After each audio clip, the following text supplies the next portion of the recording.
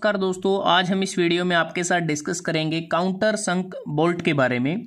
ये एक बोल्ट का ही टाइप है और स्पेशल पर्पस बोल्ट है। इसका जो हेड होता है वो कोनिकल शेप का होता है, जैसे आप इस डायग्राम में देख पा रहे हैं कोनिकल शेप होती है और इसके ऊपर एक्सटर्नल थ्रेड बने होते हैं, इसलिए इसको एक्सटर्नल थ्रेडेड फास्टनर कहते हैं। अगर मटेरियल की बात करते हैं तो ये स्टील, स्टेनलेस स्टील या फिर अलॉय स्टील का ये बना हो सकता है और इसे फोर्जिंग प्रोसेस के द्वारा बनाया जाता है और उसके बाद इस पर गैल्वेनाइजिंग की जाती है, जिंक की, मतलब कि इसके ऊपर जिंक की कोटिंग की जाती है ताकि इसका जो कोरोजन रेजिस्टेंस है वो बढ़ जाए और इसकी जो एक्सपेक्टेड सर्विस लाइफ हो जाती है जिंक कोटिंग के बाद तकरीबन वो 25 साल से ज़्यादा तक रहता है। अब बात करते हैं काउंटर संक बोल्ट को क्यों इस्तेमाल किया जाता है। काउंटर संक बोल्ट का इस्तेमाल हम तब करते हैं जब हमें एक मेटल वर्क को एक वुड वर्क के साथ ज्वाइन करना होता है, क्योंकि बोल्ट की मदद से हम दो या दो से ज़्यादा पार्ट को आपस में ज्वाइन कर सकते हैं और ये हमें एक टेम्परेरी ज्वाइंट प्रोवाइड करता है।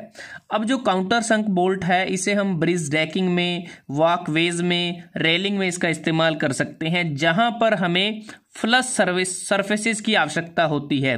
इसका मतलब ये होता है कि जब हम काउंटर बोल्ट को पार्ट्स में इंसर्ट कर देते हैं तो हमें एक स्मूथ सरफेस मिलता है, जैसा आप इस डायग्राम में देखें कि इस पार्ट का जो अपर पोर्शन है वो बिल्कुल मैचिंग में आ जाता है इसकी हेड के साथ।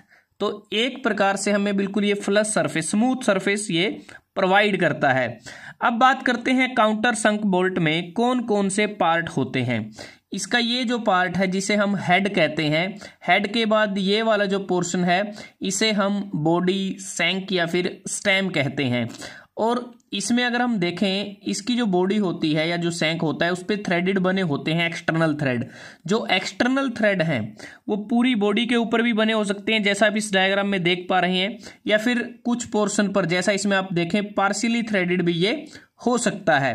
अब इसमें क्या है कि जो काउंटर संक बोल्ट है कोनिकल सरफेस होता है इसमें हेड का, तो साथ में इसमें अलग से एक स्नग या फिर पिन को भी हम यूज करते हैं। अगर आप इस डायग्राम में देखते हैं तो यहाँ पर आप देखें ये वाला जो पोर्शन है जिसे हम स्नग या पिन कहते हैं, इसे बोल्ट के साथ इंसर्ट किया जाता है और जो पीस हमें या पार्ट हमें ज्वाइन करना है तो वहाँ पर ये साथ में एक रिसेस दी जाती है और वहाँ पर इसको इंसर्ट करते हैं।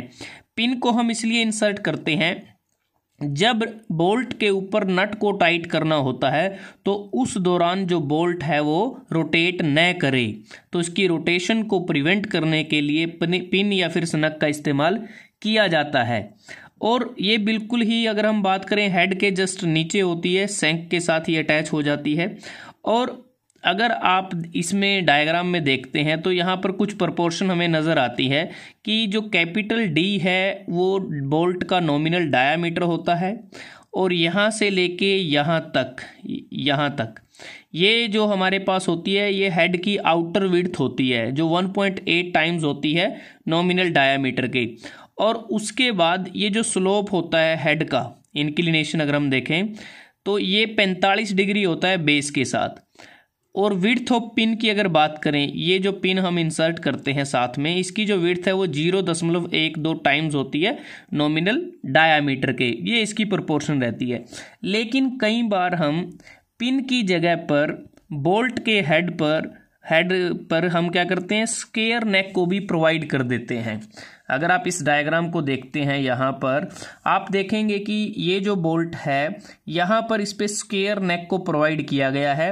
तो ऐसे बोल्ट के प्रयोग के समय हम पिन या फिर स्नग का इस्तेमाल नहीं करते, क्योंकि ये जो स्क्वायर नेक है ये बोल्ट को रोटेट होने से रोक देती है जब नट को टाइट किया जाता है बोल्ट के ऊपर। तो यहाँ पर इसकी अगर प्रोपोर्शन देखते हैं, जो स्क्वायर की नेक है उसकी जो साइड है वो तकरीबन उसकी जो लेंथ है वो 0.8 टाइम्स होती है नॉमिनल डायामीटर के। अब बात करते हैं कि जो काउंटर संक बोल्ट है इसे स्पेशल पर्पस के लिए ही इस्तेमाल किया जाता है और इसकी एप्लीकेशन हम कर चुके हैं ब्रिज डेकिंग, वॉकवेज, रेलिंग में, जब हमें स्मूथ सरफेस चाहिए होता है। तो दोस्तों आज हमने इस वीडियो में आपके साथ डिस्कस किया बोल्ट का इम्पोर्टेंट टाइप काउंटर संक बोल्ट के बारे में। इसकी शेप किस प्रकार से होती है, कहाँ इसको इस्तेमाल किया जाता है, इसके क्या क्या पार्ट होते हैं, इसकी प्रोपोर्शन क्या रहती है। तो अगर आपको ये वीडियो अच्छा लगा आप इसको लाइक कर सकते हैं, शेयर कर सकते हैं अपने दोस्तों के साथ, स्टूडेंट्स के साथ। और जल्द ही हाजिर होते हैं एक नए वीडियो के साथ। तब तक के लिए धन्यवाद। आपका दिन शुभ रहे।